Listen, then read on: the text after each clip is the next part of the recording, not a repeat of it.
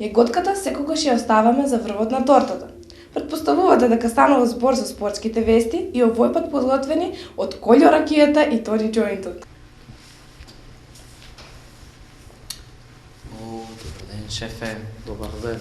Како си? Добар, жена, деца, како се? Ствари, че са жените знам добро, деца арне ли се? Ти мен ме заебаваш или да? Малко, бе. Да накарате много си ми tu скисна това, как губиш. Ва да те разположам. Айде седно и да видим кой ще скисна. Да видим сега.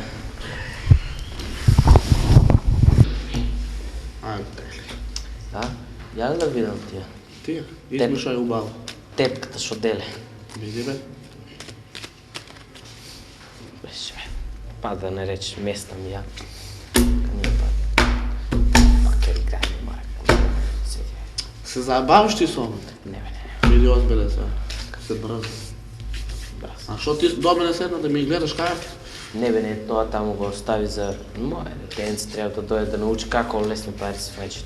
Им да издеица, каја предходното, постави си да шетме. Знаеш, ја деца имам, че се фалат нам од тата на телевизијата, тоа снимки од апсените. Не, бе, не ме мака, ова моје дете е плюс тоа и роднина ми е, не ме мака. Може да луѓи се ова. И сега да не се водржуваме заместениците со утакмица.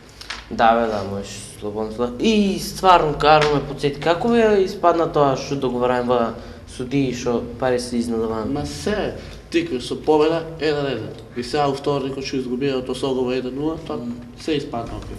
Фели си ја наместиме, како што планираме да тепа, а вие жените трокал, иди и мести судиите играч, па не може да тепат. А тие твоите?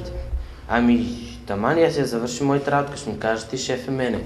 Знаеш, грък, квадрци, тепа, аха. Аха. Шо? Шо се патиш ти? Шо ја? Не, бе, нищо!